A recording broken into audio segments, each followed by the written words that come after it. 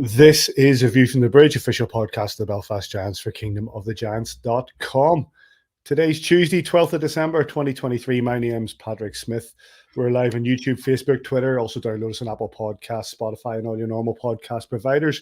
If you're watching on YouTube, thanks for joining us. Why not like and subscribe down below? Or give us a bit of feedback if you're listening on a podcast or whatever. We always like a bit of feedback. On this week's show, 3 points from 4. And given the recent run of form, it's good to see. Let's look at those games. Jacob Friend will be popping by for a bit of a chat later on. November's Player of the Month has been chosen, and Simon's been down to training to have a wee word with him. It's a home doubleheader against the Storm this weekend, and their captain, Critchlow, will give us a lowdown on his side's fortunes of late. We'll also look ahead to the Cup action on Wednesday and look at any other news and dops and all that sort of thing. Davey, how you doing? Not too bad, Paddy. Not too bad. That's enough. Good. Mr. Kitchen, how are you? Welcome back. Big thanks to Gareth Martin for joining us last week. You were doing something that was secretive that eventually became apparent. Yeah, not too bad, Paddy. Yeah. Not too bad. No, it was obviously the Hank thing just sort of came out of left field because we were obviously trying to get him here for the weekend, and then he as soon as it was agreed, he literally just got on a flight that afternoon and flew in. So yeah, good to have him back, and unfortunately I had to miss the show last week and go get him. Yeah, well, then let's get straight on to that, because the Giants on Wednesday morning confirmed the return of Henrik Eriksson to the Belfast Giants. 11 points from 18 games last season in the Grand Slam side. He returns from short spells in Norway and Switzerland to bolster an injury-ravaged team. It also means that I can apologize for the language as I get to play this again. This is why I signed here, and to have a chance to win the league and the Challenge Cup, it feels so fucking good. Yeah, good to have Hank back. Davey, I'll start with you. Your thoughts? Yeah, listen, always good to have a player that really wants to be here in town. And, you know, our woes over the last 6 weeks with injuries and illness has been well documented, and always good to have another body. Obviously came in Saturday night or Sunday. What day was it were we in Coventry? Last Tuesday. Sunday? Yeah, but what day were we in Coventry? Sunday, wasn't it? Saturday. I was there. Saturday.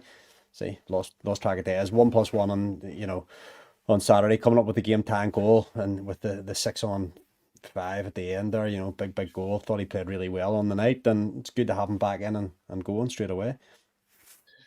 Says you traveled up with him in the car. He gave a great interview that's available on our Twitter or X account if you want to check that out. He seems pretty pleased to be back. Yeah, no, he was really excited to be back when I picked him up in Dublin Airport. He's just a bubbly guy. He's good to have around the room. Good player when he gets going. I mean, I think he had 11 points in 20 games last year. Davey, was it? About those points and some important goals, obviously in the cup final, and he loves a good interview as well. So it's great to have him back. I'll play it again. Let's play it again. This is why I signed here, and to have a chance to win the league and the Challenge Cup, it feels so fucking good. You think that was the game against Guildford, wasn't it? Basically the championship clinching game, and he comes up with those 2 big goals on the night, and never to be forgotten. What a night! Absolutely not. Fantastic. Right, let's get stuck back in, gentlemen. As we said last week, the Belfast Giants are looking to get back on the horse, and they would do so in a game against the Nottingham Panthers. Never forgive, never forget. 4-3, dear Belfast Giants. Goals for the Giants come from Preston, Cooper, Nazarian, and the game-winning goal come from Kohei Sato. LeMay, Betteridge, and Michaud for the Nottingham Panthers. In nets, Tyler Beskorowany, 23 shots on, 3 goals against. Rok Stojanovic, 34 shots on, 4 shots against. Andy Dalton and Vitas Lukasevicius were your 2 referees. Davey, do you know what? Watch the whole of this game and then watch a bit of it back again. I'd argue that the scoreline makes it seem closer than it really was on the ice. I thought it was a fairly, I know you, me, and Coach had a little WhatsApp, and I'd said quite early into the game that take the first 5 minutes of the game out, once we got that first 5 minutes over, I felt dominated. I thought we had the eyes fairly tipped in our favour. It was a game of funny, another one without going too much into officiating, because I'm skint at the minute and I can't afford to say anything I shouldn't. We find ourselves in a lot of penalty trouble on the night. Came up against, having to kill a lot of penalties then when you're already feeling a wee bit short benched.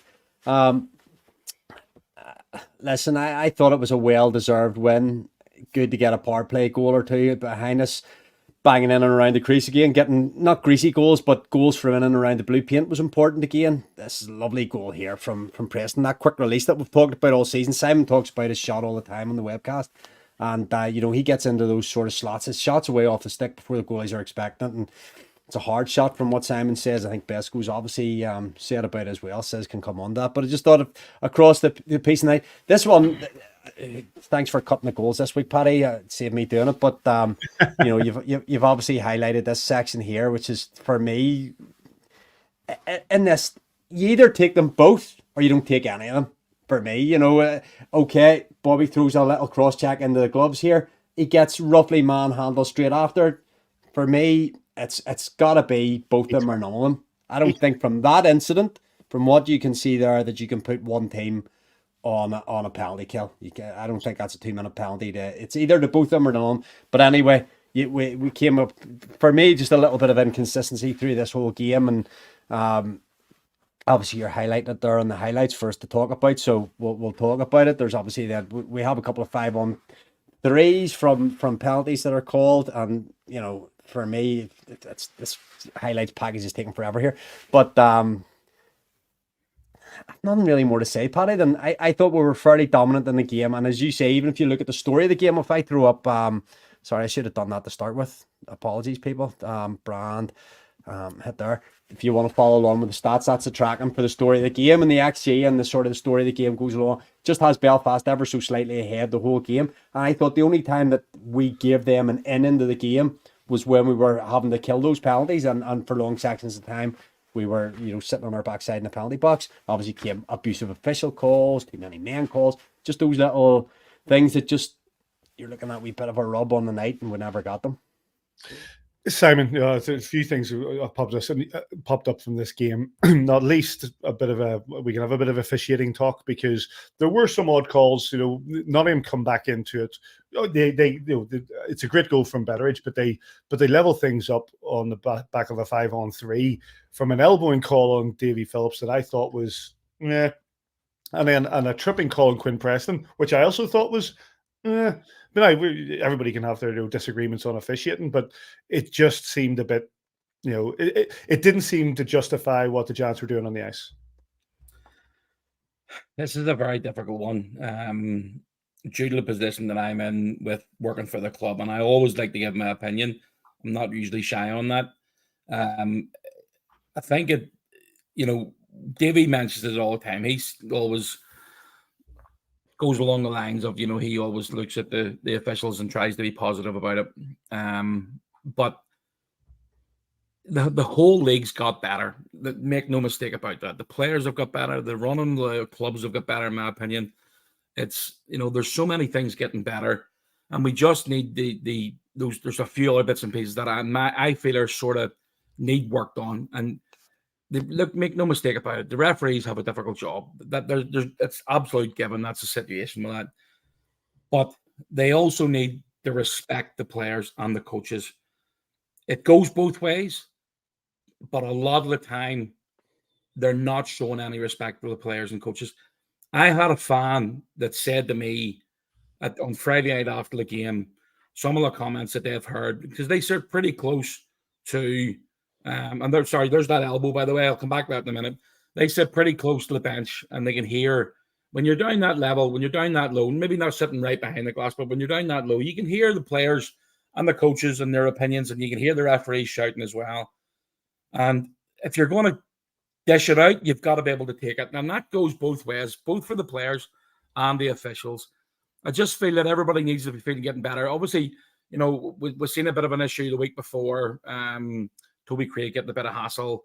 And then there was an incident there last week in, I think it was a Cardiff and Glasgow game. Again, high stick glove, Josh Batch.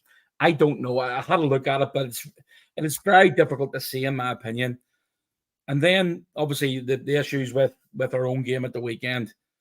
Look, I think we'd probably just need to take a little step back and go, right, do you know what? Let's all be better. And that our discipline, we've got more penalties than anybody else in the league this year for the games we've played. Our discipline needs to be better. Make no mistake about that. Do I think that we're the only ones out there in a game slashing, hooking, tripping, making all these elbowing, allegedly? Absolutely not. Calls are made. You would like to think calls are made with merit if it deserves a penalty. And if referees need to be calling on penalties, then absolutely call it. If it's a penalty, it's a penalty. There shouldn't be any grey area. When you look at some of the calls that were called over the weekend, and look, this is one thing that I feel really strongly about. We won this game at the weekend. We didn't lose it, so we're not coming from a point of view of Gurnin because we get beaten. The referees were the reason that we get beat. That's not the case. We won the game against Nottingham Panthers, and the Panthers are really good, by the way. They are a good team this year. But I just feel that the way things have started to turn, everybody's criticizing the referees. Sometimes merited, yes, but I do think that the players need to take that little bit of accountability as well. Adam's already held his hand up on numerous occasions and said, I need to be better. And that's because he's an honest guy. He just wants to win. Everything that he does, he wants to be the best at. And it is a problem. To make no mistake about it, I think Adam sort of takes the flack, and he's sort of taking the attention away from the players on occasion, not all the time, but on occasion. But sometimes you just need to step back and go, do you know what? It is some other people need to step up. It's not always the coach's fault. Guys are paid to go out and do a job. Referees are paid to go out and do a job. I just think that everybody needs to be better. I think without putting myself in too much trouble, I think that's probably the best thing I could say at the minute. Davey, you've moved the highlights here for the people watching on to this point. Why? Okay. We'll jump back to this because we had George Awada on either last week or the week before, and we talked about 200-foot goals. Bit of communication between D-men, and here's a nice wee bit of analysis on it. We've got a nice position in the offensive end. We're winning 3-1 at this stage. We go in, okay, a couple of players have a little bump against each other, but the two D-men have the two forwards coming down.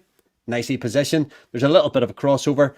The third man should be our centre man coming down, flying down in, goes to the puck, and obviously 3-on-2 leaves a Panther in the centre there just to take the puck in on Besco and make it 3-2. So that's one of the ones we'll be working on. George Awada was talking about it last week. You can't concede those 200-foot goals. Marty talked about it on the webcast about the centre man. Just take the centre man, let the D-man work with the two forwards that are coming down. And then this is for Says. We'll pause this just at a good time here. I think, I'm not sure which referee called it, so I'm not going to name names. Andy Dalton called it. Okay, so whenever we pause here, you can see the Phonocab logo on David. You had this on Twitter the weekend. You can see the Phonocab logo. His elbow is probably no higher than belly button. Whoever the referee is to say down the ice on the diag can't make that call. He sees the elbow coming up after the hit, but it's not the elbow coming up in the hit. It's just a body going and coming up. If anything, he might catch a little bit of shoulder pad there, but that's not an elbow. I'm pretty sure it's not a penalty either. The Twitter coaches were shouting elbow, mate. Sorry? The Twitter coaches were shouting elbow. The Twitter coaches didn't see it, obviously, because it's not an elbow, and it just is one of those. We then go on to... Sorry, Davey. Micho's a bit smaller than Davey. Yeah. Under no circumstances is that an elbow and penalty. I don't think it's a penalty at all. No, I agree. My gripe with the whole thing... My gripe with the whole thing would be where Andy called the penalty from. He's literally behind Micho. Vitas Lukasevich is 30, maybe 40 feet away from it. Andy's at least 100. He's two blue lines away from it, so he's at least 80 to 90 feet away from the play. And he makes that call. It's never a penalty. It's absolutely not a penalty. I agree. I think that's what puts us in the back foot. Like, well, sorry, absolutely. That's coming into it, and that's where Nottingham get their equaliser. Yeah, again, then we go on this one where the guy drives the front of the net, draws a tripping penalty here. and puts us on a 5-on-3 late in the period. I'm going to be 1 honest. minute. That's a penalty all day long. That's a tripping Yeah. ball all day long. That's okay. And I'm just highlighting that there. But here, for me, this is a penalty also. Ben Lake isn't given the ice here to go and play the puck. For me, this is an interference call. Ben Lake can't go and get the puck. Bang, bang, it's in the back of the net. So if you're going to call him, you're going to call him consistency. For me, that's a penalty as well. But like we move on, it goes 3 each, and then we come up, and hopefully the next clip, Paddy, if you've done it right, it'll be Kohei Sato with the winning goal. Skates down, goes in on Rock Stojanovic. Finish. Wins the game. Wins the game. Let's get some of the thoughts of the coaches. Yeah, when things are not going your way, it seems that things continue to not go your way, and it's how you react to them. I thought our group reacted very well to, the whole game. And I thought they just kept pushing forward. Obviously, calls go against us, and they score, and our group didn't quite, just kept coming back, and finally Kohei got the big winner, and Besko shut the door, and everybody was pulling the rope, and that's nice to see.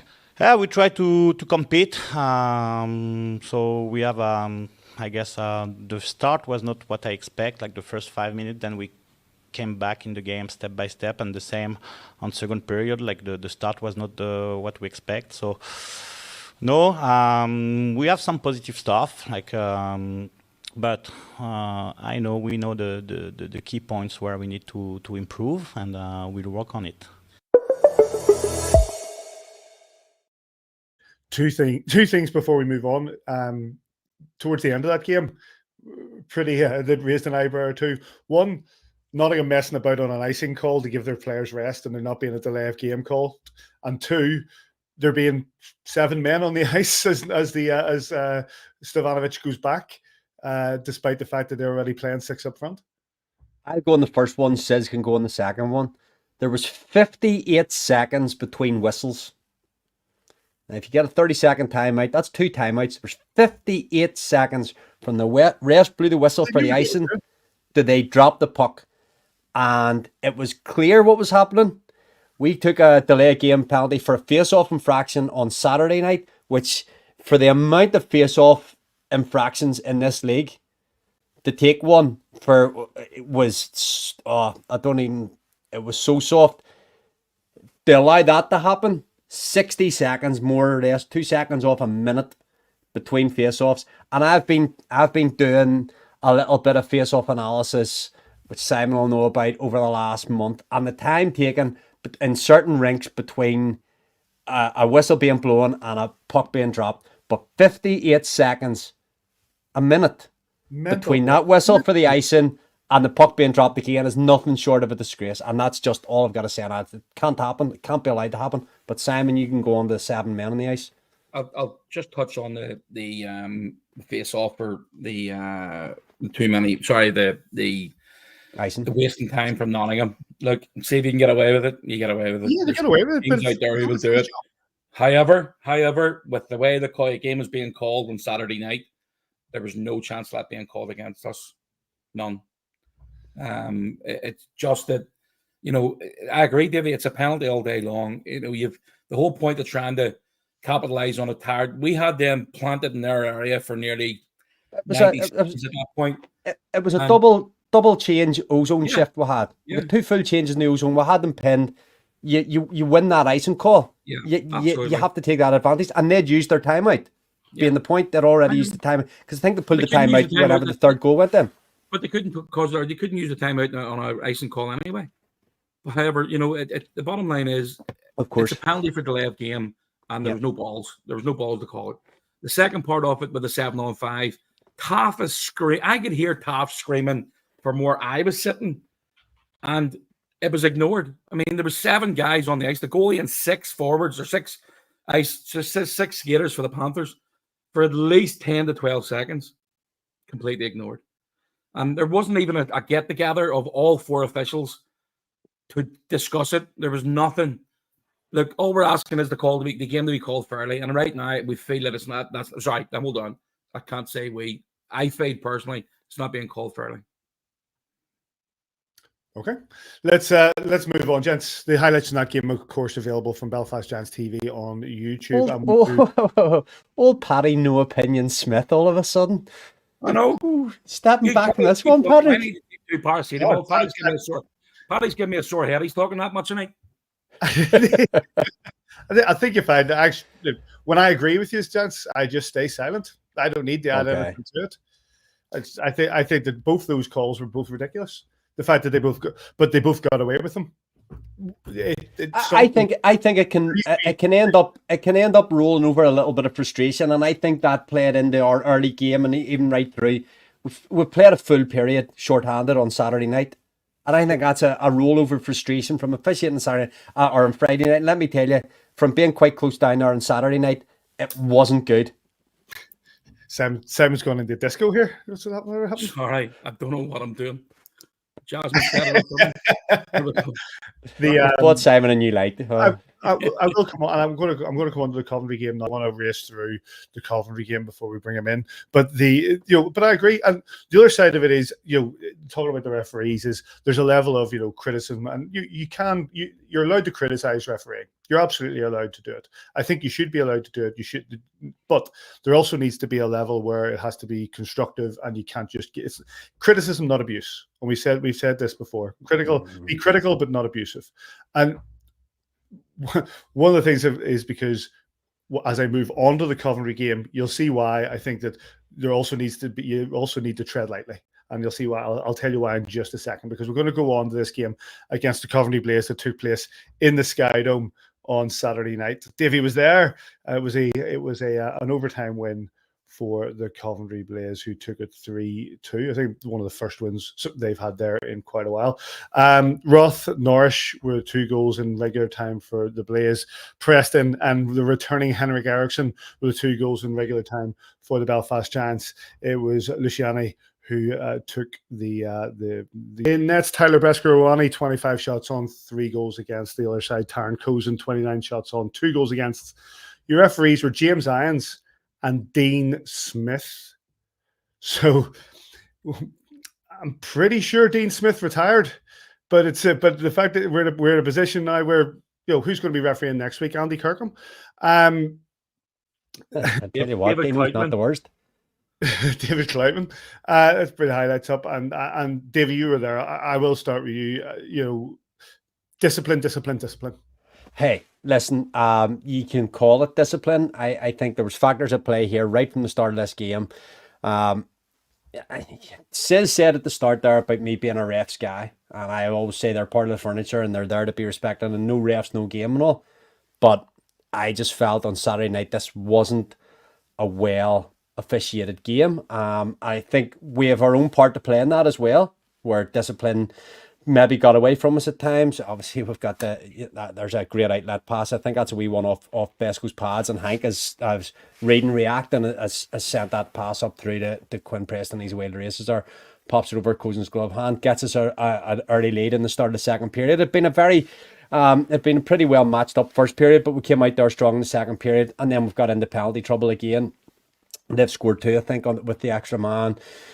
We've came back really strong there. We've pulled Besco at the end. I think we're on the penalty kill as it is, and we've pulled Besco to make it 6-on-5. And we've came up, a shot from the outside goes in, and I think it's Quinn Preston on the back post hits it, goes across, Kohei shovels it across, and Hank's on the back post there to make it 2 each. And at that time, everybody's buzzing. We've got it the overtime. A well earned point. Blaze are a better team than they were even a few weeks ago when we were down there. And obviously there's the disappointment. We threw everybody into the rush on the 3-on-3. Cole's going down the right wing, gets a wee bit caught up in the snow. 23 minutes of ice. It's got a wee bit choppy there, and unfortunately for him, it's just turned over to blue line, and obviously we've all piled into the end zone trying to make the play to save it going to penalty shots, and unfortunately for us, it's gone the other way, and the breakaway on Besco makes it 3-2. And but listen, where we were to come away with a point, let's take the positives out of that, and the discipline. Obviously losing Laker early in the game, not having Longer from the night before as well, playing 5D all night long. I think Charlie Curry's played like 31 minutes or something. So guys are going to be tired towards the end of the game. You just see here as Cole just takes it into the end zone, the two guys are busting with him, and it's just one of those. It's a turnover. There's no blame attached there. It's just one of those. It's just a hockey play that goes wrong, unfortunately, for the kid. But I just thought there was times through that game that certain things happened. You seen another abusive official penalty. There was I'll tell you one wee story. We had we went on the penalty, and there was just a little mix up in the players that were put out in the ice, and we ended up with 3 D-men on the ice, and Kohei went to go for a change, and the ref's like, "No, you're not making the change. You're not making it." And they're like, "Lads, come on, just let's." And no. And we had about a 4-second shift where puck's dropped. It's shoveled back to the blue line. They've had a shot, and Besco saved it, and the ref skated over. Do you want to have a change now? Just a little level of arrogance that's unnecessary, and just getting people's backs up. And yes, and Adam said it afterwards as well. We have to be a wee bit better with our discipline, but there's also factors. Everybody has to play their part, and the officials have to play their part in that as well. Simon, how do you feel this game went for the Giants? Lack of discipline. I think it was 11 2-minute minors, and then obviously Lakers call. That certainly didn't help us. It's one of those ones where, Charlie Curry, we talked on, he played 31 minutes on Saturday night, 8.5 of them shorthanded. He must have been exhausted, as are, obviously Jacob would have been tired. We're playing with 4 defensemen at one point. We've been down guys, and they've got a lot of ice time over the last while, and it's been really, really difficult. When you take the penalties out of the equation, I thought we actually did really well. I thought we played a good game. I didn't get to watch the game on Saturday night. I watched it on Sunday afternoon. And I was trying to stay away from the score, but unfortunately it's impossible these days. But I thought we did okay. I genuinely did. I thought we controlled a lot of the game. Even shorthanded, we had still a couple of chances shorthanded.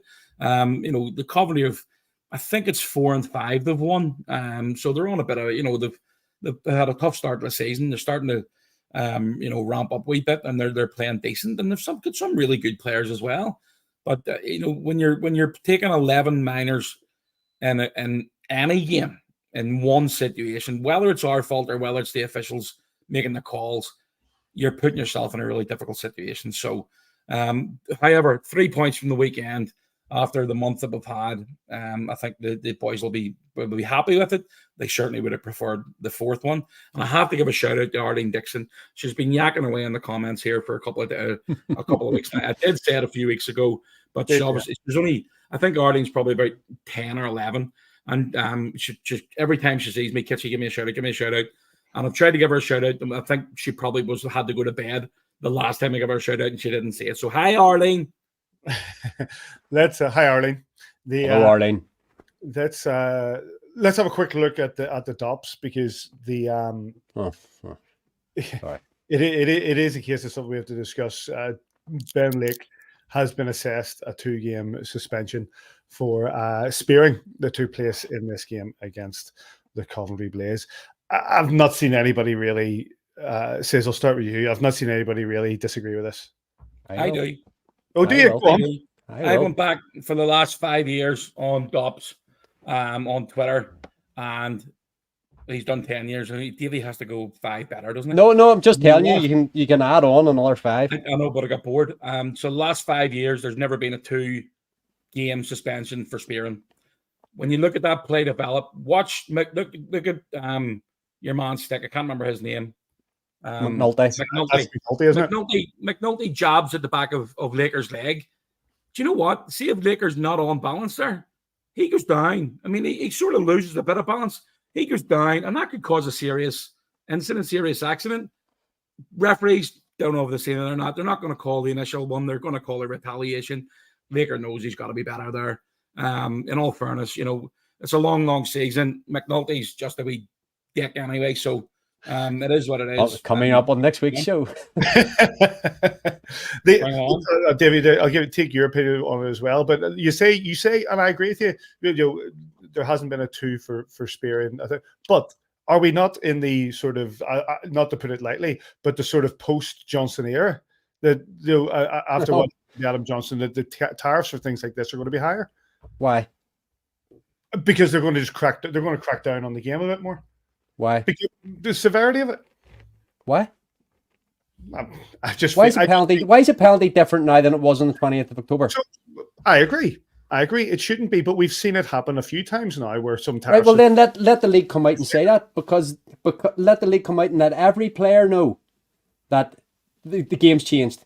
You can't do that. You can't snide someone with a wee spear in the back of the calf. That's okay. The only part of the back of the leg it's got no protection. That's okay. You're going to have it. You're going to get it back. All right. The reaction's wrong. Maybe if Ben wasn't coming back of the injuries that he's coming back off, maybe McNulty gets grabbed by the scruff. I don't know. Listen. Simon said it's a long season. There's been 2 spearing penalties in the NHL that have deemed to be 2 games penalties in the last 10 years. There's been none in the Elite League. So it's the first time in Elite League since 2014, since Dops has had Twitter, that they've given 2 games. So let them explain. It's no different. There was 2 or 3 last year. DeLuca had them. Brassard had them. Funny, against each other. Against each other, actually. Did Henbrand get one last month? I think he'd give him a slashing, but in all fairness, it's a spear. And he only got 1 penalty. That's worse than that. Now, I know everybody, all these different people will be watching, not Giants fans, but other fans from around the league, because we are the best podcast in the league. That's just the way it is. They'll all be watching right now, and they'll be going, you're just best. Yes, that's the whole point of sport. We are Belfast Giants fans. If you don't like it, lump it. If you don't want to watch, don't watch. However, as we said from Saturday night, or sorry, Friday night when we're talking about the Panthers game, Saturday night when we're talking about the Coventry game, when we're talking about on-ice officiating, and then we talk about going to tops, be consistent. Yeah. Let everybody know what you're going to do so everybody knows what they can and can't do. Right. Fair enough. Fair points. Let's quickly hear from the coaches and then chat to Jacob Friend.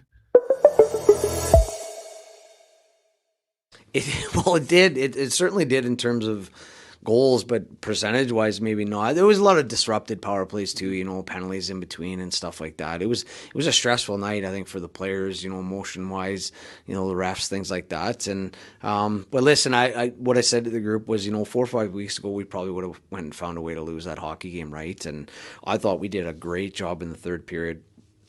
Even when they had that 6-on-5 for about 30 seconds there, guys blocking shots, we kept them to the outside. And unfortunately, one goes off a skate and kind of hits the side of the net, but takes a weird angle back in behind Cozy, and we thought he had it. Whatever, it happens. But great goal by Lucci there, to get us the 2 points. And, I'm happy for the guys. We've been playing with a lot more confidence here lately, and obviously turning those good performances into wins, and that's key, right? Sometimes you're not going to be at your best, but, the performances have been good, and, it's resulting in 2 points. I liked our effort tonight. I thought we were good tonight.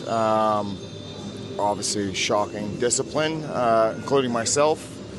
You can't kill for 20 minutes and expect to win a hockey game. At the same time, I guess Coventry is the most disciplined team in the world. They didn't slash or hack or whack or do anything tonight, so that's frustrating for us. But you know what? It was a huge point. We battled back there, got a big goal there at the end, and then obviously a turnover and cost us the game. And we just obviously. We're up against it right now with some injuries, and then you lose Laker tonight and lose Longer last night. So obviously guys were fatiguing there in the third period, I thought, but I thought they gutted out those kills and gave us a chance to get that second point. So we're going to build on that, and we'll hopefully get some bodies back here for Wednesday and focus on Wednesday. I thought that there were some real good things today outside of the amount of penalties that we took. The one thing that struck me, if I could describe that in one word, was resiliency from the Giants tonight. Would you say that was fair? Yeah, certainly. Stupidity also for the amount of penalties, like I said, including myself. But yes, they dug deep and got a lot of kills done tonight, and then we're resilient there at that last with the goalie out to get that point, and that's a massive point for us. A 3-point weekend at this stage after the month we've had, we'll certainly take it. But we need to refocus, and our discipline needs to get much better for sure.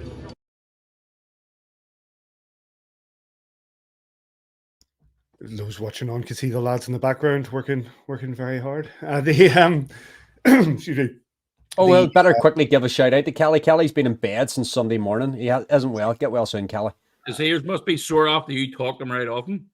Saturday night.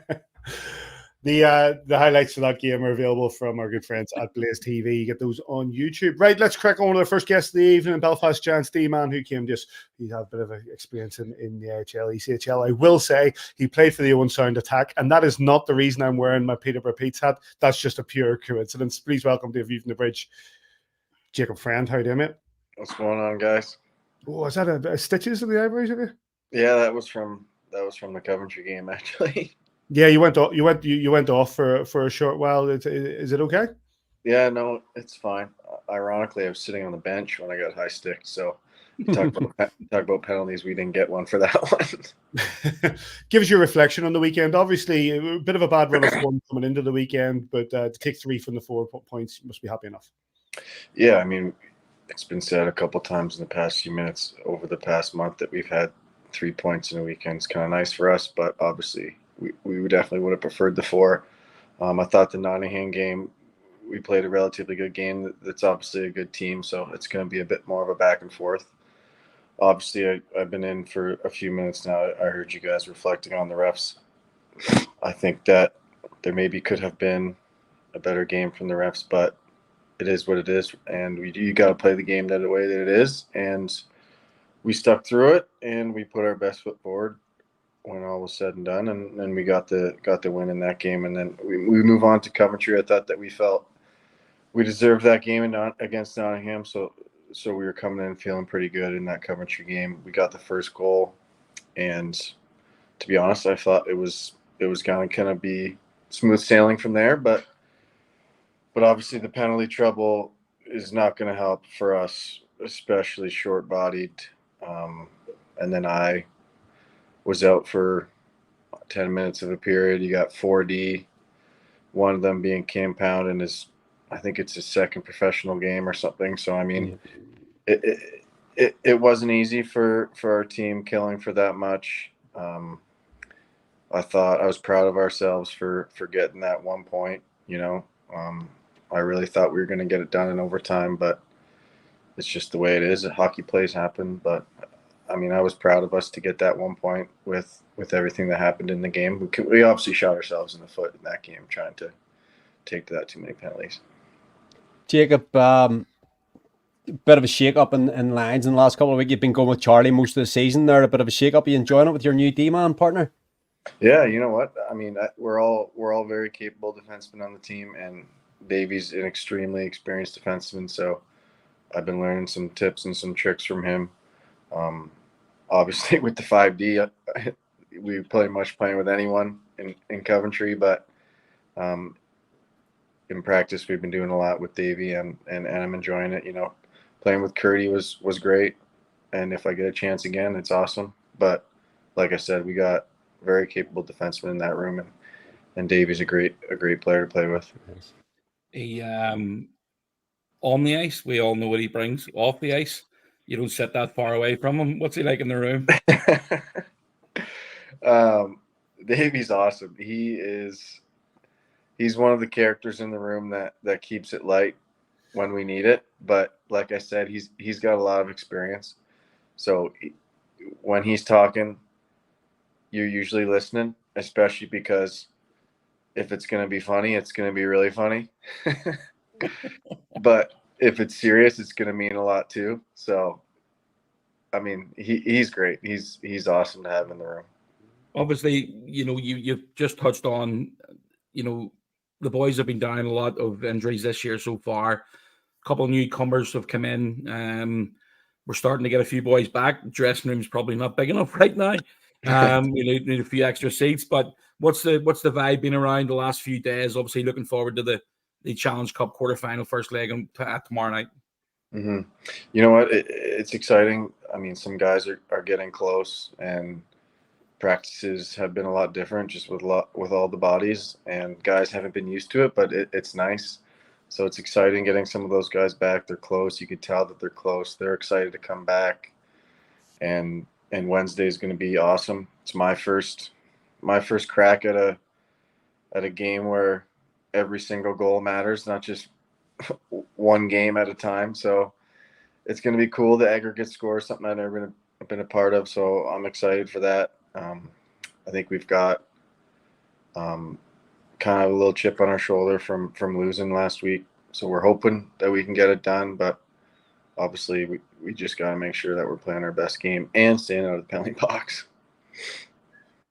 You've got that. It's interesting you make that point, because there must be a shift in mentality, you know, from all the teams you've played on, and then you come into the Elite League, where the league is what we want. The league is what we're after. We always say 2 points in October mean the same as 2 points in March, you know, and also you throw in the mid-season cup and things like that.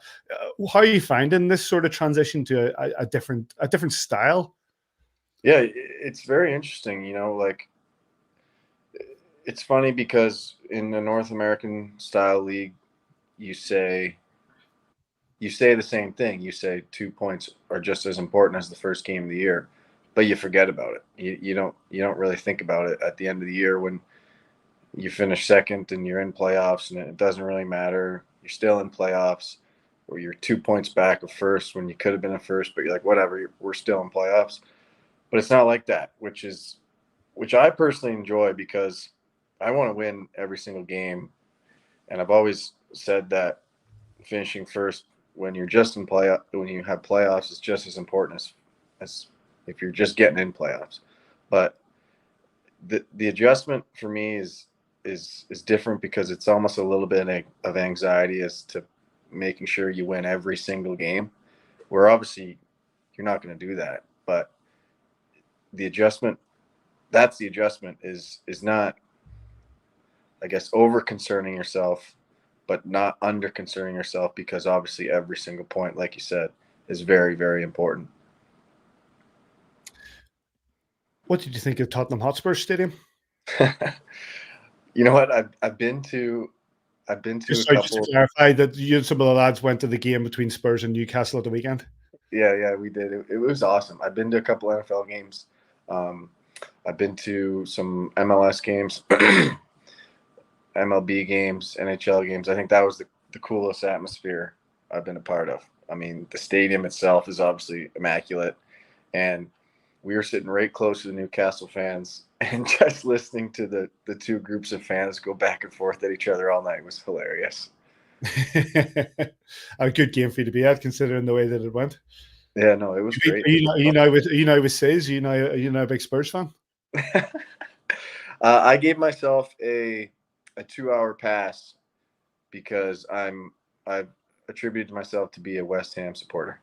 Oh, come on. You can't like West Ham on Spurs. That's just not right. A big shout out to Mark Burks. He'll be delighted to hear that. Commercial manager for the Elite League. I had to come up with the team coming over here. I have a friend who's from Leicester, and he said that you have to have a team who you support if you're going to be over there.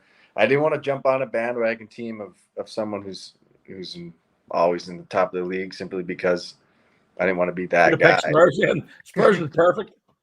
I didn't want to be that guy, so I picked a team that's, I guess, right there. Maybe has a less of a chance of winning, but still there, I guess.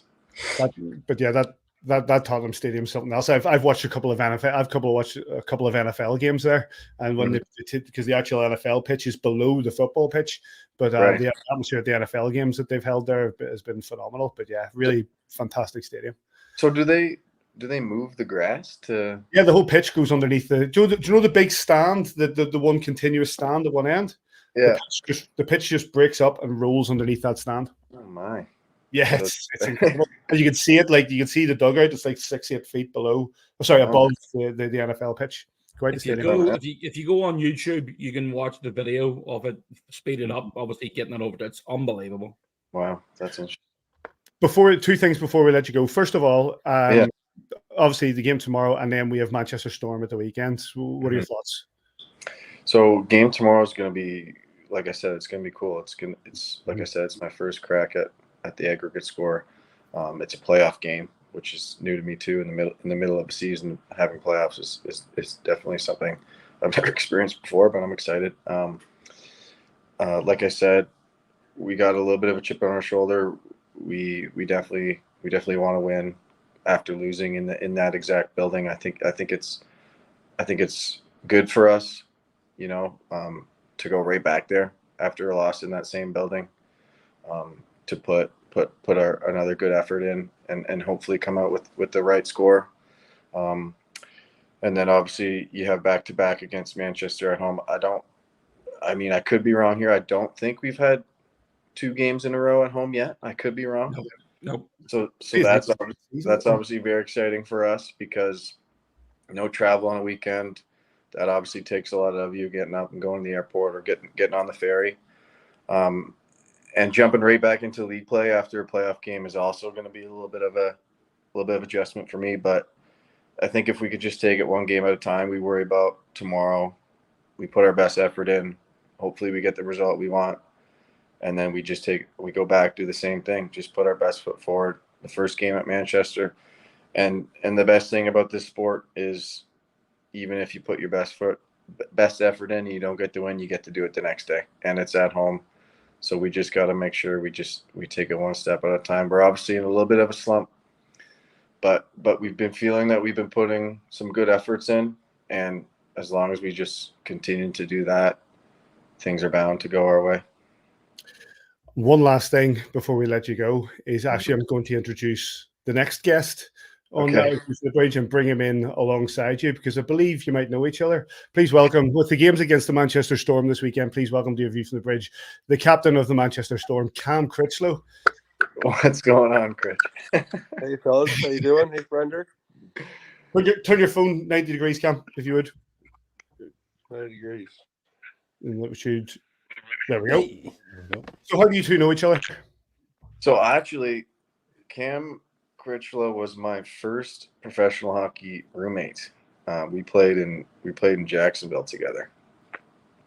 Yeah, Jacksonville. Oh, yeah, seems to have frozen. He's not delayed to see, or he's just not opening his eyes. Yeah. So here's Cam. Cam picked me up from the airport, even coming in Jacksonville. So he was the first guy I met going into Jacksonville, and then we lived together for quite a bit. It's what I would say. You find that hockey in hockey circles, things are quite tight and quite small. You always come across these guys time and time again. So I knew Cam had left that season, left Jacksonville to go back to Manchester, and I obviously had kept my tabs on him throughout the years.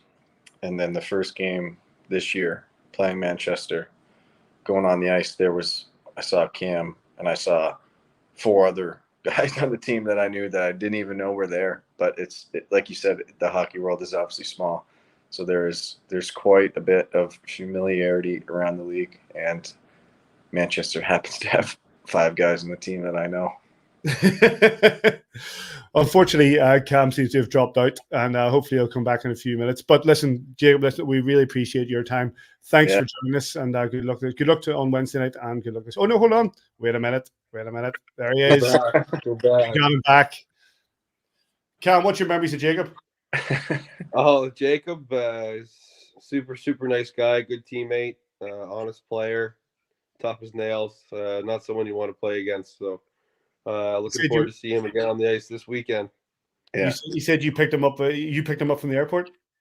Yeah. I think I was one of the first guys Jake's met in pro hockey, so I was lucky to be able to help him out, picking him up at the airport, moving him into the apartment, and seeing his career obviously grow over the years, and he's become a great pro. So it's always nice to see someone develop the way that he has. Jesus, the nicest thing he's ever said to me.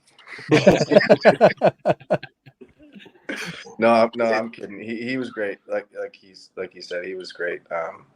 He was a true pro when I got there, and he helped me along the way. So thanks to you. You're playing each other on Saturday, lads. Or Friday. You don't need to be. You know what I mean? You can throw someone out there. Don't worry, I won't be saying this stuff to him on the ice. No, he plays with an edge, so I wouldn't expect many pleasantries out there from Jake.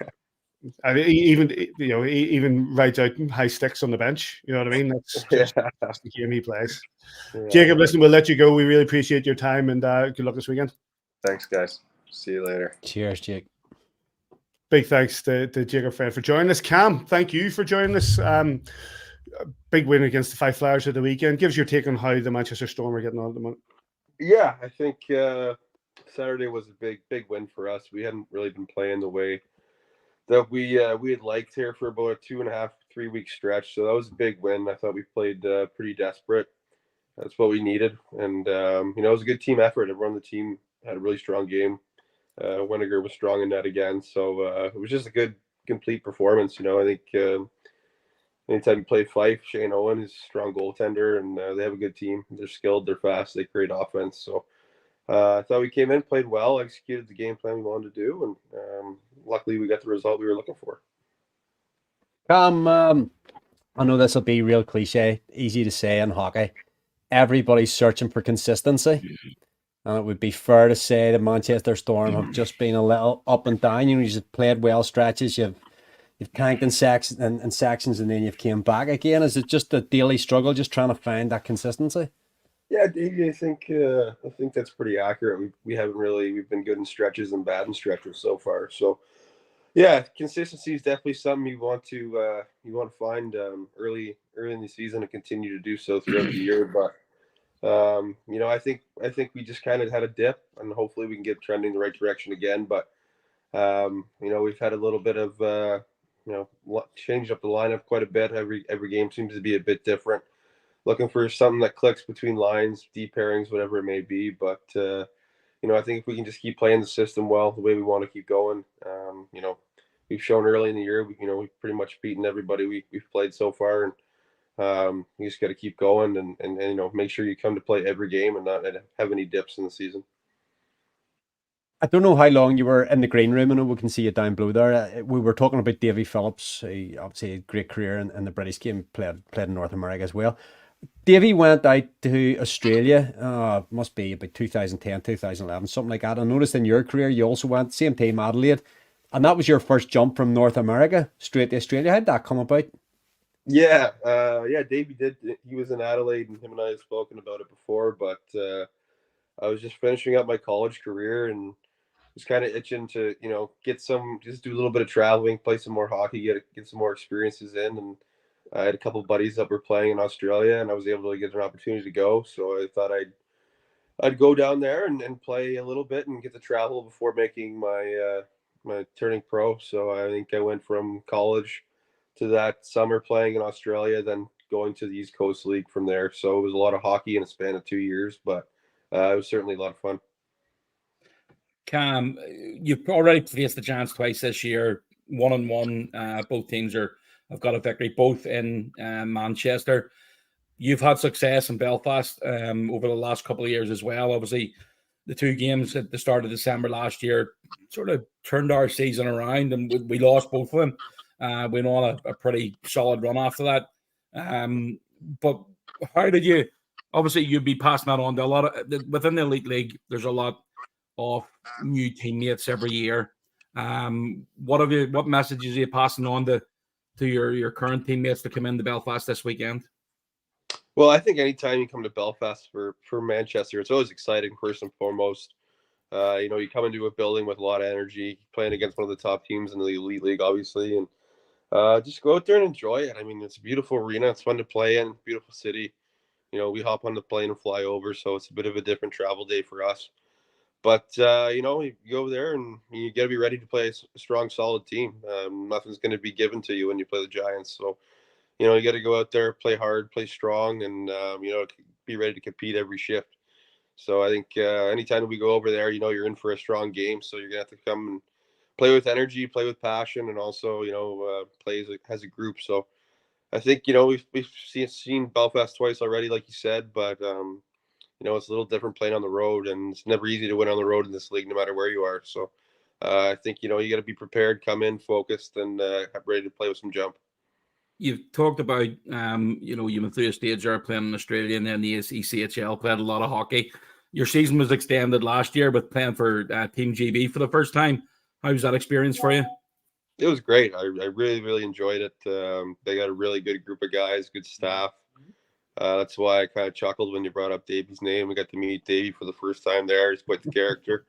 Great guy. They were really welcoming, and it's a really, really well-ran program that they have there. And for me to have my time there and have the opportunity, put the sweater on, I really, really enjoyed it, and it's something that I look forward and hopefully can do again. Interesting. Like we were talking about you in your past career, now leading into the Manchester Storm, Cameron. You know, you're the captain of the Storm. You have been for a couple of seasons now, but more or less everywhere that you've played, more or less, you've always had a letter on your shirt or captain the team. Look at New Brunswick. You look at where you've come through. What is it about your character that leads you to having those letters on your shirt? Yeah, I think I've been fortunate enough to wear a letter and represent a lot of teams in their leadership group that I've been a part of. So I don't know. I take pride in doing it. I think it's kind of just my personality, my character, and it's always has been since I was a kid. And how my parents kind of taught me and brought me up is just kind of how it's always been for me. And I always want to take pride in what I'm doing and make sure I'm always doing the right things. And you're working hard and saying the right things and just kind of buying into the general goal of team aspects. So that's just something that I've always done. And I'm lucky to have the trust of Matt Ginn and the coaching staff here to represent the team and be the captain. So it's something I definitely take a great deal of pride in, and I'm lucky to have a really good team of assistants and leaders in our room as well. So that certainly helps. And anytime you can get leadership in the room from either assistant captains, and there's a lot of leadership from guys who don't wear a letter as well. I think that you guys have seen that firsthand in Belfast over the years. So the difference that can have and the impact that can have in the room. So it's definitely a big help for me. You came into Sorry, go on, David. Davey, you wanted to pick up? I was going to say, just because you brought him up there, Cam, obviously Matt Ginn, between the pipes in Manchester, gets injured, is off the ice, gets involved, and obviously then becomes your coach. Has that been an easy transition to have a guy that you've been on the ice with, then being your head coach? Yeah, I think he's done a fantastic job, if I'm being honest with you. He was obviously a great goaltender when he played, and he got to be introduced into the coaching game again a little bit there when he was injured with Ryan as the head coach. And I think he kind of learned, how to really instill himself as, a coach and take on a new position. So he's done a great job. It's been a bit of a learning transition at times, but for the most part, it's been good. I have a ton of respect for Matt and as a player and as a coach. So I don't think, that respect's always been there for him, but to see him kind of grow into the role and also improve and get better in a lot of different areas, that's been pretty cool to see him and the growth and how he's a hard worker, man, and he's a smart guy. So he's kind of getting better each day as far as coaching and systems and people management and relationship management. So it's been pretty cool to see him develop into the coach that he is now. We know he's watching. He watches every week. So you said all the right things. But what does I've always wondered this, from a goaltender becoming a coach, does he look at the game differently? Does he try and portray and put his stamp on it differently compared to maybe guys that you've been coached under before? Yeah, I think like anytime you have a former player move into coaching, especially, I think you always remember from your playing days what what was harder for you in the net or what you liked and disliked. So there's a lot of different things as far as offensive plays and in zone time and D zone exits and plays as well that he likes and what he's trusted in the past and what he's always been able to see the whole ice from the net during his playing career, right? So there's certainly some tendencies that he brings, but just like any coach, they all have different tendencies and likes and dislikes. But he's brought a lot of his own stuff and thoughts in to coaching now compared to when Ryan was coaching, and then there's also some similarities and differences. So he's kind of brought his own little stamp on the team, and the guys really like playing for him. So that's really all you can ask for. You joined the Manchester Storm in the curtailed 2019-2020 season, but you've come back every year since. What is it about Manchester that keeps pulling you back? It's a great city, great organization. You mentioned the captain thing before. I think that both Matt Ginn and Ryan Finnerty have put a lot of trust in me with this organization. I really enjoy the fans. Everything's been really good. They've treated me extremely well since the day I got here. So, I try to consider myself a pretty loyal guy in the hockey world, and it's a lot of good relationships here, and I don't see any reason why I would ever change that. But I really take a lot of pride in putting that Manchester jersey on, and I think over the years that I've been here through Manchester, each year it's been to get into that next level, getting the organization, the team, and in the higher spot in the standings, and we've been able to do that each year. So the goal continues, and we just want to keep developing the organization into a top tier place to play. Your thoughts ahead of this weekend? Yeah, it's going to be tough, no doubt about it. You guys said there's a lot of guys getting healthier for the Giants now, and I know they've been bitten by the injury bug a little bit, but they're a big, fast team, skilled. You got to be ready for them. They have a lot of dangerous weapons. Good goalie in Beskarwani. So you got to be prepared, and you got to come in ready to work. So that's what we'll be doing. We're coming off a big win on Saturday, so we're looking to collect some points on the road here. Cam, listen, we really appreciate your time. We won't wish you well this weekend, as we never do when we have the opposition on. But obviously, we do wish you well going forward with the Storm, and hopefully you can take points off Sheffield and Cardiff and do us a favour with that. But thanks for your time, mate. I really appreciate it. Yeah, cheers, guys. Thanks for having me on. Cheers, Cam. Bye. Big thanks to the captain of the Manchester Storm, Cam Critchlow, for joining us. Go on, says you forgot something. I forgot to ask him. He played with Nathan McKinnon. Oh, did he? In Halifax. I played for. I was looking through his when we found out he was coming on, and I've looked at it before with regards to commentary as well. But he played with Nathan McKinnon, and I think he was like a captain of Halifax back then. He was Halifax Mooseheads, but everywhere he's went. Yeah, no, whenever you can't keep up with him at that stage, for God's sake, he'd have been a lightning quick. He would. But yeah, big thanks to the Cam Critchlow for joining us. And we'll talk about those games shortly. Before we move on, gents, just a little bit of admin to do. That is the Player of the Month. Again, I have to apologise to Kieran Long because he got the trophy. He was never really presented with it. But we move on to November's Player of the Month, and it was handed out after the game against the Nottingham Panthers. It was a runaway success for Kohei Sato, over 56% of the vote, and we were presented by Graham Kenny and Charlie. It was really, really big thanks to them for presenting it. Says, I'll start with you. We're going to hear from him in a minute, but very well deserved. A man who just plays on the edge and his heart in his sleeve. Yeah, no, he's been up and down the lineup since he came in as well, and he's sort of found a place there with another guy who, he's not that much of a fast skater, and Matt McLeod.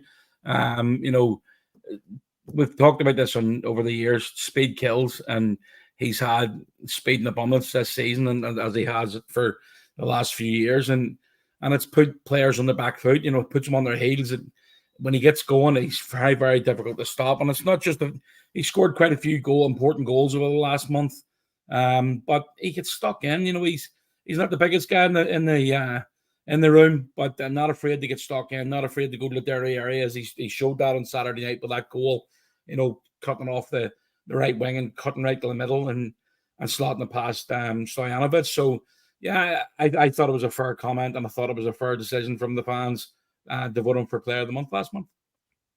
Davey, your thoughts? Player of the Month, Kohei Sato.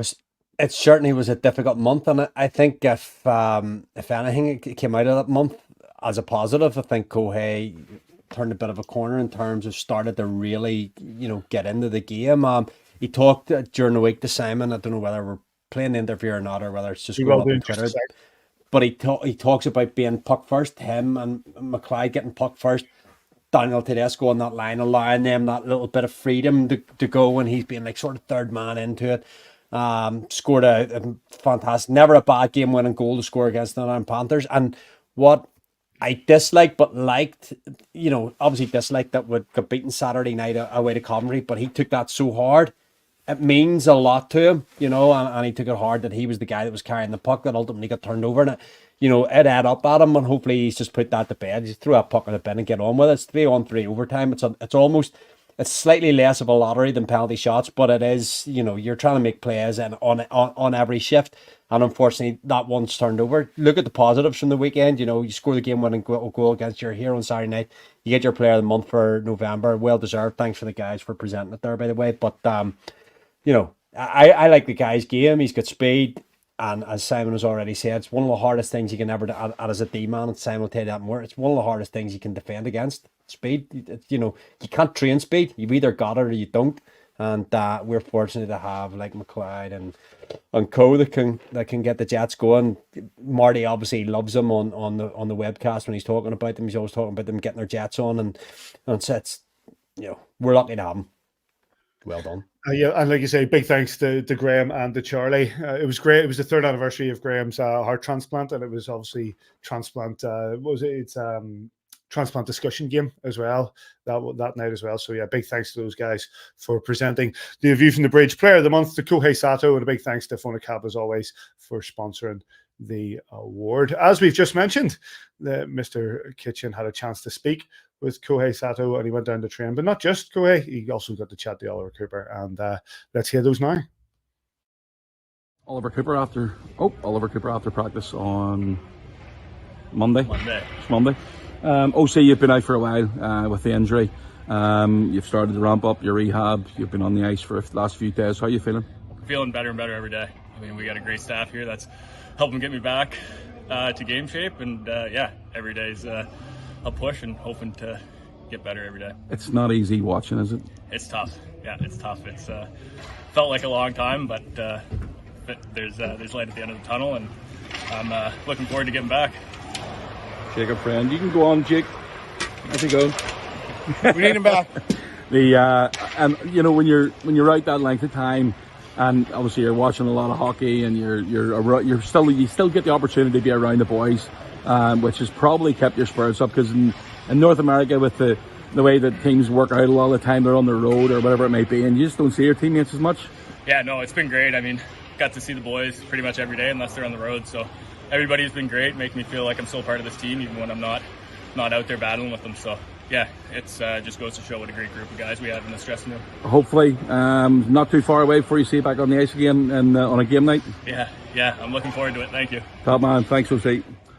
Omeliton Kungetsu Soshetsu Kohei Sato. That's as much as I've got, mate. Yeah, no, great. What does that mean? Just saying that congrats on your Player of the Month. AVFTB Player of the Month. Let's talk about the hockey first of all from the weekend. Really good game Friday night here against Nottingham Panthers. You managed to get the game-winning goal. What was your memories of the game and obviously the goal? Coach put me in a place with Macker, McLeod, and Petty. Sorry. Macker obviously has a speed, and he wanted to utilize my speed with his speed, and with Teddy maybe slowing down a little bit for us and creating a lot of space for him and his skill to shine on the ice. So I think we did that, and we forechecked. We were on probably first on the puck pretty much all night. I think me or Macker. We're on the first touch. We got the first touch. We created an offense from there. We had plenty of chances beforehand, and we just kept telling ourselves we're gonna get one. Just gotta be patient. And then Macker and Teddy goes out there with the power play and getting huge goals for us. And we were like, we were about time we were gonna get something as a line. And we just kept talking on the ice, off the ice. What we want from each other, demanding from each other, and. It was a great play by, Friendy. It happened from our track back. Coach was talking about that all week, and we executed it pretty well. And then Friendy just parting through like two guys and give me a beautiful backhand pass, and I just had to finish it. Your celebration was a little bit rehearsed as well.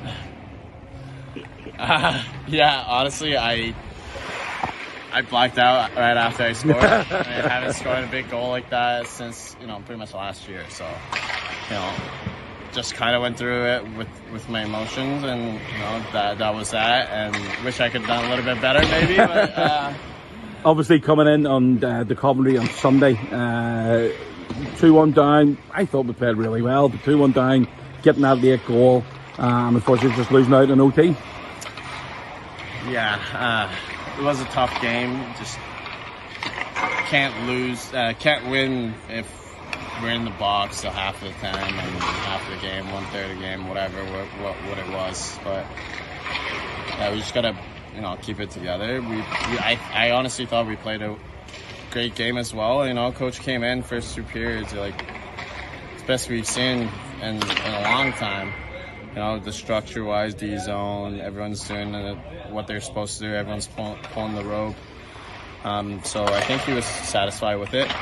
And, getting that huge goal at probably 30 seconds left in the third. And, we were able to get 1 point out of it. But, if we stay out of the box, they had nothing 5-5. So just got to do that on Wednesday, and I think we'll be all right.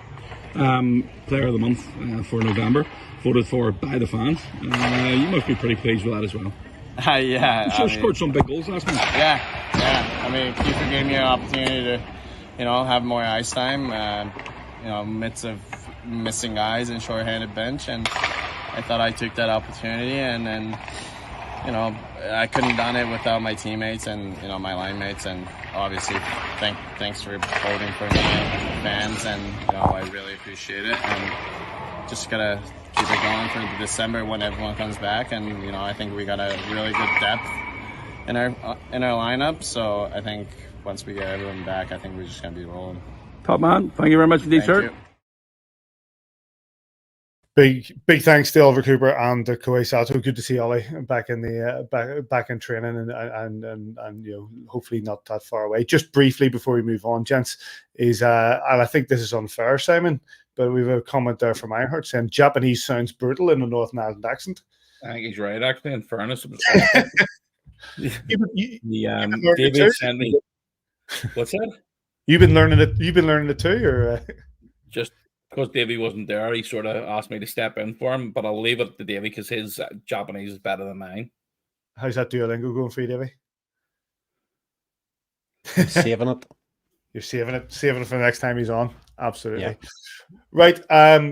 Let's crack on. A couple of things to cover before we just look briefly to the games ahead. And we'll start with DOPS. More DOPS coming in, and this time, if I can find it here, it's Chad Pietronero of the Cardiff Devils. He's been assessed 3 games for boarding in the game against the Glasgow Clan that took place at the weekend. Says your thoughts on this? See if your man has the puck here. I think it's a good hit. He did travel a good bit, probably gets on 2 minutes for charging if he has the puck, but if you watch the play, and yes, I get it, it's slowed down. I mean, he makes it just a lovely little pass up the wall or up the inside there. If you let it play on a wee bit, it's itself, isn't that? So it's at this moment in time in DOPS, Luke Fisher is giving the commentary on it. So that little pass there is lovely. He's admiring his pass, and then Petronero literally levels him.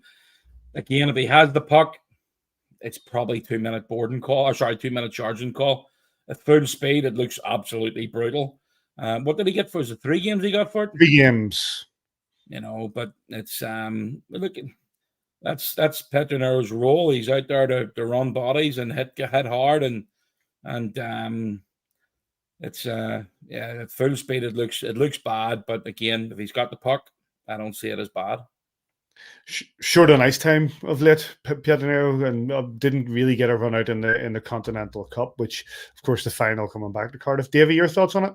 Sorry, Davey. Sorry, just for one thing, when you watch that play, when you watch that develop, and you see Glasgow turn up ice, I actually think it tells the whole story, because no Glasgow player thought it was a bad hit. They all were turning up ice to go the other way, and players can.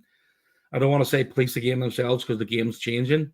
But again, it's a late. It's the worst part of it is it's the lateness.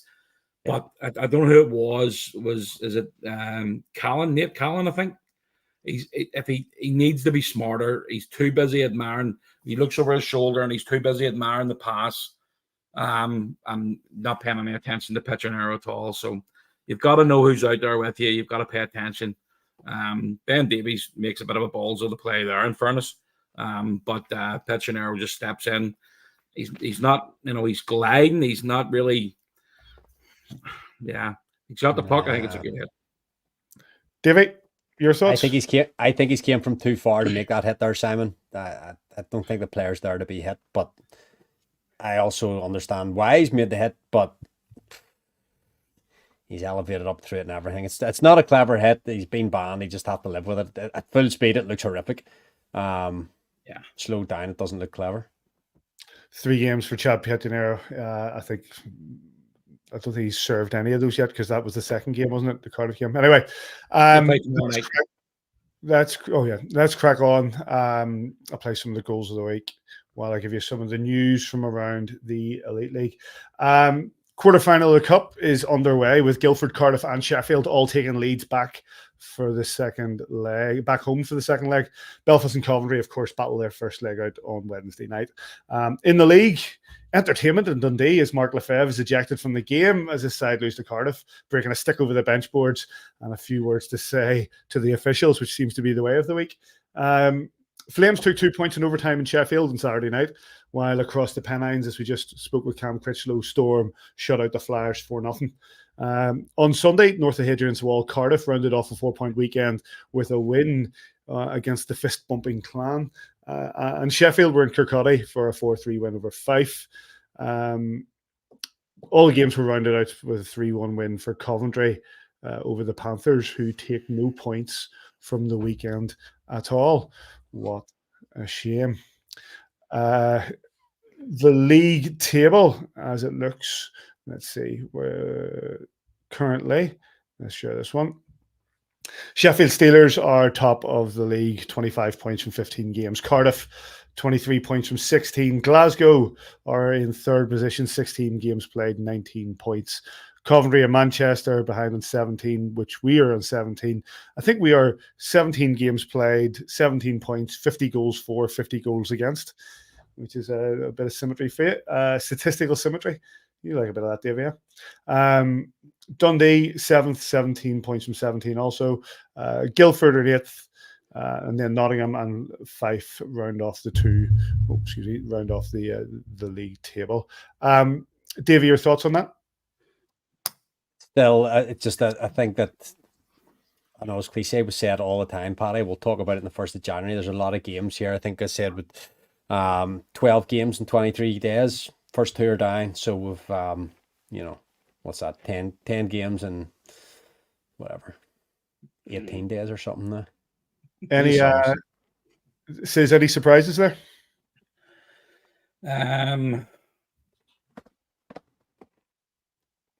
No. Actually, you know what? Coventry. It just goes to show how tight it is, because Coventry were bottom 2 weeks ago, and they've got 8 points out of 10. So they're now 8 points out of 10. So they're now at 4th. Like David just touched on it there. Look, you'd love to be top of the table right now. Don't get me wrong. The Steelers are in really positive position. They're playing well. They're an all-star team right now. Let's be honest. The Steelers are the ones to beat, and there's a long, long way to go. I sent that to a Steelers supporting mate of mine yesterday, and he was, as you would be, he was quite cautious. And he says, we normally come down with the Christmas decorations, so he's not getting ahead of himself, but they do look strong at this moment in time. This weekend, starting on Wednesday, the Belfast Giants have 3 games in the next 7 days.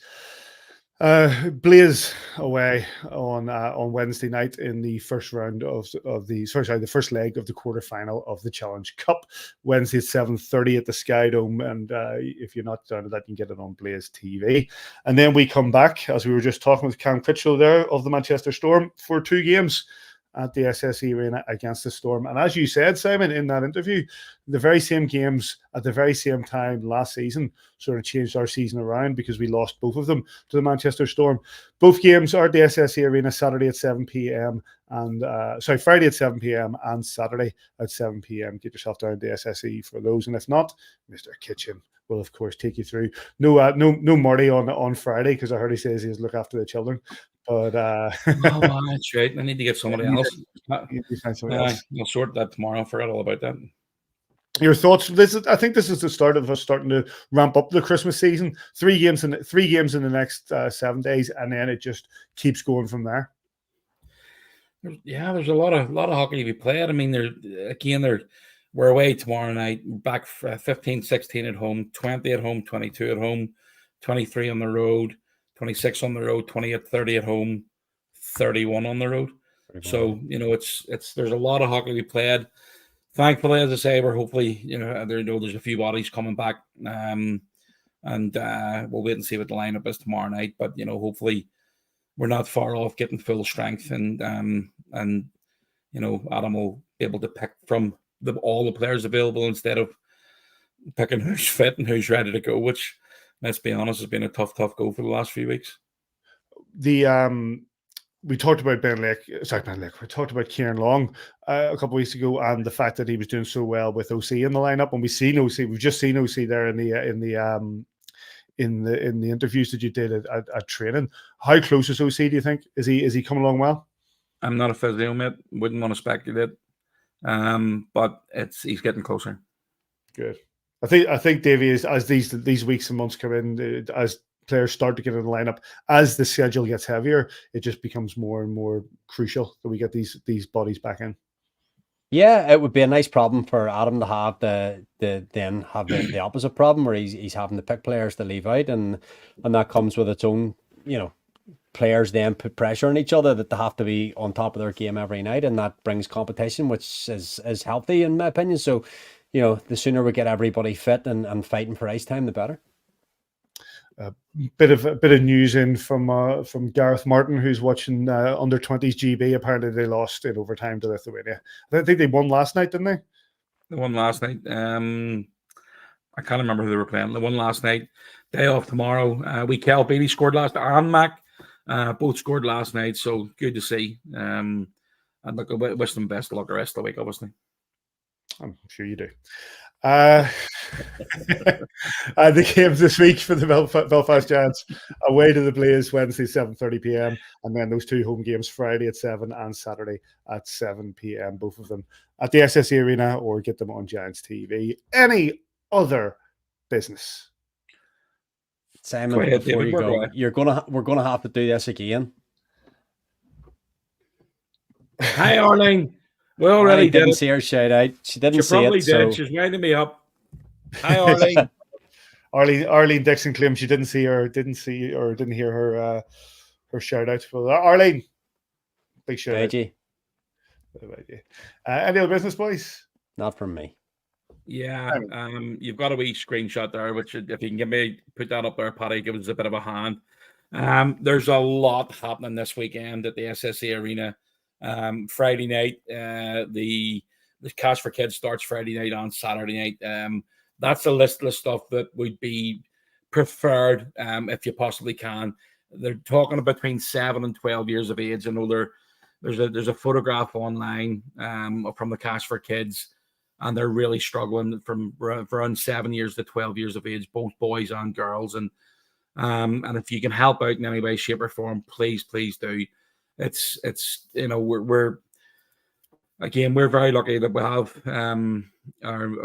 we've got our situations in order, and there's families out there who are struggling, and if we can help them out and just literally pick up a little extra gift and throw it into the Cash for Kids pile this weekend, it'd be very, very much appreciated. Is there another one? No, that's the only one I got. Is it? Oh, I don't think I sent you the second one.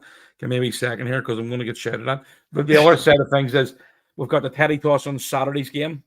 Yes. And again, there's a video out. If it's not out now, it'll be out very soon. So keep an eye on the video coming out. New Teddies only, please. We're going to Craig Area Hospital, the Royal, and the Ulster Hospital. And I want to say Causeway Hospital as well. I think Dicko takes them up there. So anything that you can do, please make sure you put them in a bag, and it's a new teddy bear, and hopefully we'll give you something to cheer early on Saturday to get those teddies thrown on the ice and get them out of the way. Again, our fans have been absolutely unbelievable over the years with Teddy Toss. I can't remember exactly how many it was last year. I want to say close to 1,400 or 1,500 because we stayed behind on the next morning, and and got them all sorted. And then we're doing it this Saturday night after the game because there's a gig on the Saturday. They've all got to be sorted. So Laura's going to be working all hours and over the weekend as well, as she always does. So if you can help, please do. And it'll be very, very much appreciated. It was great to have Laura on last week talking about all these initiatives that are taking place over the Christmas period, and we'll tweet up a bit more information on all the stuff that's been going on. One thing to ask you is, how was the quiz after the game on Friday? Yeah, the quiz seemed to be a bit of crack. John Stewart won. That's why he's posting up there. David Brazen was going ahead of the team. That's exactly why they're throwing it up there. But you know what? I can't do the quiz without Davy's stats. Most of the questions were based on the stats, it confuses some people when you try and word the questions properly. Like, for argument's sake, we've had 3 goaltenders that have played ice time this season, add their numbers together. It took me about half an hour to explain to one person about that. 39. Hang on, they work that out. Well, you work it out there for the meantime. 74. Well done, David. That's really decent.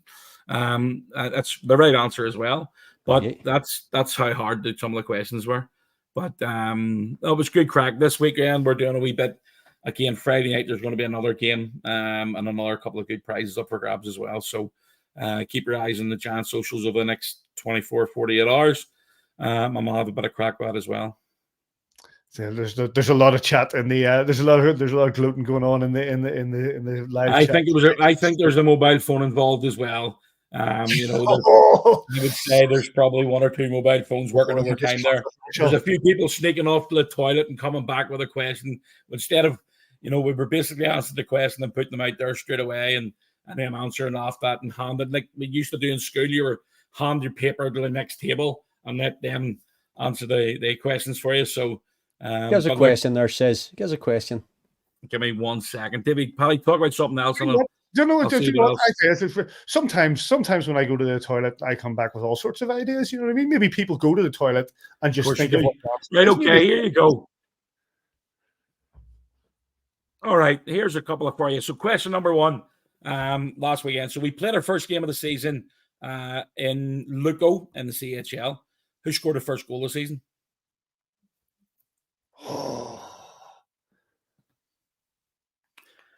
Kieran Long. No.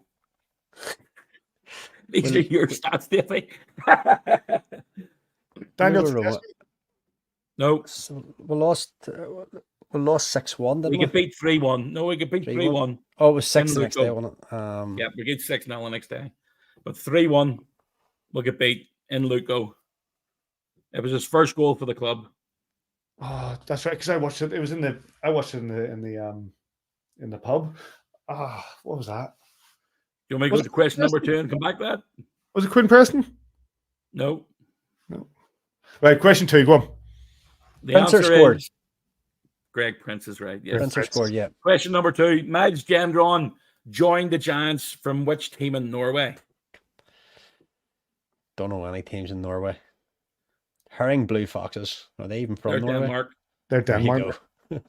Lillehammer? Storehammer. Something Hammer. There you go. Something Hammer. You'll get this, Davey. How many players this is only not taken into consideration last weekend's games, but how many players this season have played every competitive game for the Giants? Not including last weekend, but to be honest, they all played last weekend as well. How many players have played every game this season, competitive games? I should know that's 28 games. There's no more. It's been a very bad season for Ironman. I would say at the very most, there's probably 4, maybe 5. I was going to go with 6. You're both wrong. There's 8. Really? I'll change that. In the spreadsheet tomorrow. Jacob Flynn, Charlie Curry, Davy Phillips, Nazarian, Mark Cooper, Quinn Preston, Travis Brown, and up until last weekend, Kieran Long. Kieran Long, yeah. How many American-born players are in the Giants roster this year? Don't know. See, this isn't fair. We're being put on the pressure. There's people watching this and they're like going, Well, you're the one. You're the one who did. You'll get this one. You'll get this one. This is from your stats. Wait, the toilet. See you later. Okay. Scott Conway scored how many goals in 22-23 season? Last season? Yep. 51. You are all crap. I don't know. That was last year. Man, he scored 50 something. 56. 56. There you go. Last one. You had this last week. You both know this one. You both know this. So, which club did the Belfast Giants obtain George O'Hara from? The Manchester Phoenix. Correct. See, I can do that one. Aye, put your phone down. Hold on. Those sort of questions I can answer. How many goals Scott Conway got last season? That's why Davy's on the podcast. You know what I mean? Here, there's one for you, Paddy. Davy will know this. How many fighting majors did Adam Keefe have for the club? Ooh, that's a great question. I'll know this. Well, I can tell you how many. I have a fair idea, but I'm not 100% on it. I'll let Paddy throw a number out. At 30. 49. 53. 53. Thank God you two weren't in my team. Just shows it's not fixed, Simon. This shows that we're just testing it out. Just testing it out. But I'm glad it went well, mate. I'm glad these things are going well. Right, shall we wrap things up here? Now we've been suitably embarrassed by these questions. The games of the Giants, as I said, Wednesday away to the Blaze. You get that on Blaze TV. And then Friday and Saturday at home to the Manchester Storm. That is 7 p.m. at the SSE Arena or with the fabulous Mr. Kitchen on Giants TV. You've got one more question, Stiz. Go on. Yeah, Kevin Madden swore Cooper missed a game this year. You're absolutely right. He did miss a game, but it wasn't a competitive game. He missed a game against Glasgow on the 15th September, and he had to go back for a wedding in North America. That's correct. You're welcome, Kevin. Big thanks to Jacob Friend, to Cam Critchlow, Ollie Cooper, and Kohei Sato. Thanks to Davey for cutting the goals despite putting the stuff on me. Thanks to Sis for getting all the stuff down the training. We appreciate that. Big thanks to everybody who's been interacting with us here live. We really enjoy it when you guys get involved. You can get us at AVFTB on Twitter or X. You can get us on YouTube, Facebook, kingdomofthegiants.com. Send us an email, podcast at kingdomofthegiants.com. Davy, Simon, good to see you, boys. Laters. Excuse me. And wherever you are this weekend, we hope you enjoy your hockey. We'll catch you here next time on A View from the Bridge.